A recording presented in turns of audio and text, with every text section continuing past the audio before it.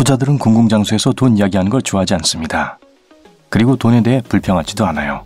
공공장소든 사적인 자리든요. 돈에 대한 불평을 하는 사람들은 돈을 잘 다루지 못합니다. 이들은 마지막 $500를 새 신발 한 켤레에 다 쓰고 지갑에 $10만 남게 되어버릴 사람들입니다. 졸부들은 큰 소리를 내고 과시하며 최대한 있는 척을 하고 사치를 부립니다. 하지만 오래된 부자들은 훨씬 더 겸손하고 침착합니다. 그래서 수십억짜리 회사를 소유하고 있는 사람 옆에 앉아 있어도 그걸 전혀 알아차리지 못할 수 있는 거예요. 부유한 사람들은 종종 살 수 있는 물건보다 물질적이지 않은 것에 더 신경을 씁니다. 이들은 사생활과 편안함을 중요시합니다. 그래서 어떤 사람이 실제로 얼마나 부자인지는 아마 짐작할 수 없을 것입니다. 물론 자신의 명성 덕분에 재산을 벌어들인 사람도 있고 그 결과로 인해 사생활이 사라지기도 하지만 이런 사람들은 부자의 약 3%만을 차지합니다. 부자들은 외면이 아니라 내면에 초점을 맞추고 건강에 신경을 많이 씁니다. 완벽한 치아, 매끄럽고 티끌 하나 없는 피부, 멋진 자세 등 말이죠.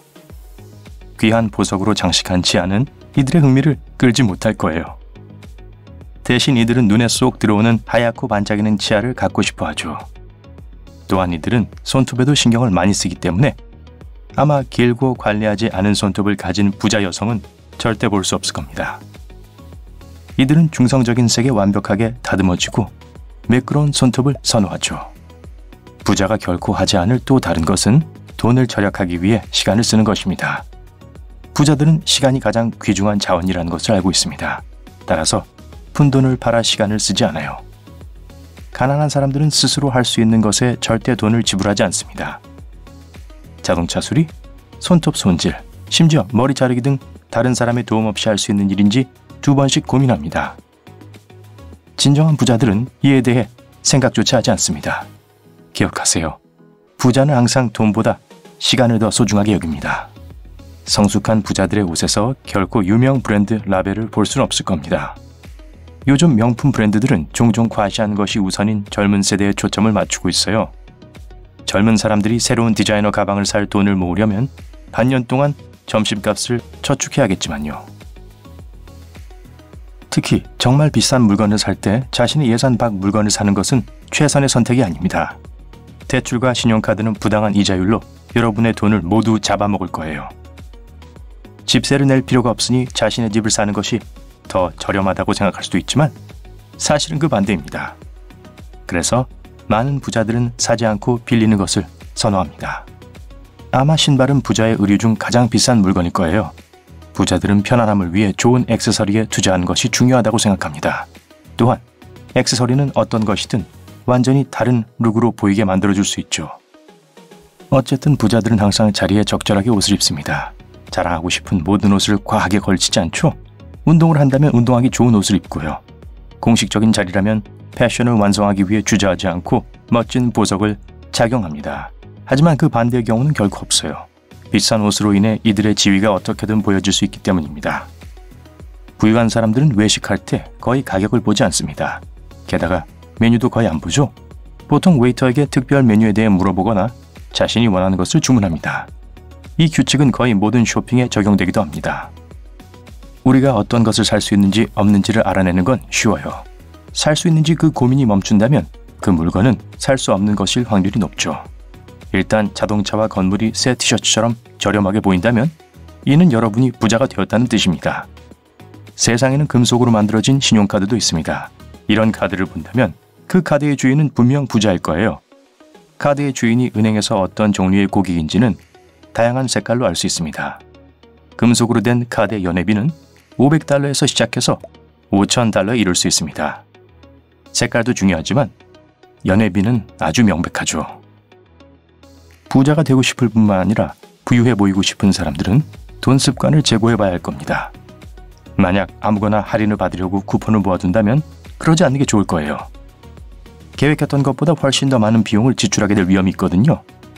2018년 미국에서는 2,560억 장 이상의 쿠폰이 유통되었습니다. 그냥 $200짜리 상품은 $400에서 50% 할인된 상품보다 덜 매력적으로 보이죠. 쿠폰을 모아두고 할인받을 생각에 신이 날 수도 있지만 속지 마세요. 쿠폰을 사용하면 우린 더 많은 돈을 쓰게 되고 실제로 필요하지 않은 물건을 억지로 사게 됩니다. 장을 보러 가기 전에 쿠폰에 넘어가지 말고 살 물품의 목록을 적어보세요. 할인된 물건도 마찬가지입니다. 가끔 정말 싸게 물건을 살 수도 있지만 가격이 좀 싸다고 물건을 산다면 다시 한번 생각해보세요. 질이 나쁘고 말도 안 되게 맛있는 음식은 영양분을 충분히 공급해주지 않기 때문에 우린 점점 더 많은 음식을 먹고 싶게 됩니다. 자신의 요리를 더 맛있게 만들 방법은 많아요. 허브를 더해 음식을 더 맛있게 만들어 보세요. 창가에서 직접 허브를 기르며 베란다 정원을 가꿀 수도 있습니다. 배가 고플 때 장을 보는 것도 좋지 않아요. 특히 일주일에 한 번 이상 장을 보지 마세요.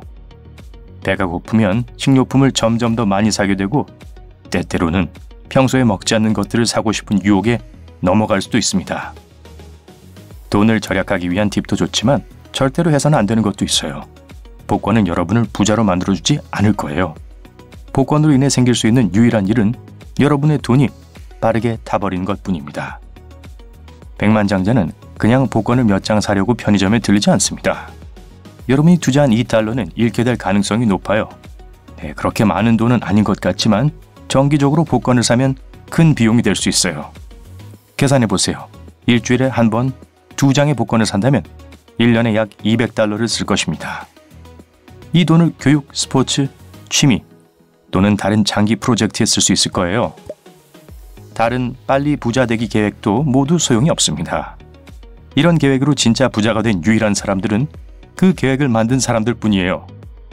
커피는 건강에 가장 좋은 습관이 아닙니다. 때문에 많은 백만장자들은 품질이 좋은 물이나 다른 음료를 마시고 커피에 돈을 쓰지 않습니다. 그래도 이 길티 플레저를 거부할 수 없다면 보온병을 사서 집에서 커피를 만드세요. 일회용 커피잔은 재활용이 불가능하고 분해되기까지 약 20년이 걸리기 때문에 돈도 아끼고 환경도 보호할 수 있을 거예요. 커피숍에 들르는 것이 일상적인 루틴일 수도 있지만 이 아침 습관에 얼마나 많은 돈이 드는지 계산해 본 적 있으신가요? 밀러니얼 세대는 1년에 $2,000 이상을 커피에 소비합니다. 은퇴연금에 넣어야 할 돈보다 커피에 돈이 더 많이 쓸 때도 있죠. 부자들은 자신뿐만 아니라 환경에도 신경을 쓰고 의식적입니다. 그래서 종종 부자들이 본인의 물병을 가지고 다니는 걸 볼 수 있을 거예요. 우린 하루에 보통 약 1.5리터의 물이 필요합니다. 최근 1년 동안 마신 모든 생수값을 계산하면 값이 꽤 나갈 거예요. 모두 합치면 사람들은 1년에 약 2천억 병의 생수를 삽니다. 필터와 함께 재사용할 수 있는 멋진 병이 있으면 수분을 풍부하게 유지할 수 있을 거예요. 일상 습관 얘기해보죠. 부자들은 먹는 것에 신경을 많이 씁니다. 탄수화물이 가득한 간식은 식단에 포함되어 있지 않아요. 우린 의식하지도 못한 채 빠르게 먹는 간식에 돈을 많이 씁니다.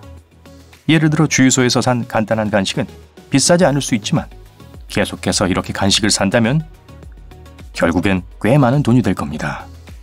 만약 식당에서 점심을 사 먹을 여유가 아직 없다면 자신의 점심을 직접 싸보세요. 물론 매일 외식을 할 수도 있고 데우기만 하면 되는 간편식을 먹을 수도 있을 겁니다.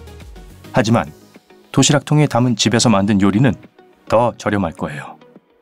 이러한 트릭은 한 달에 수백 달러를 절약하는 데 도움이 될 수 있습니다.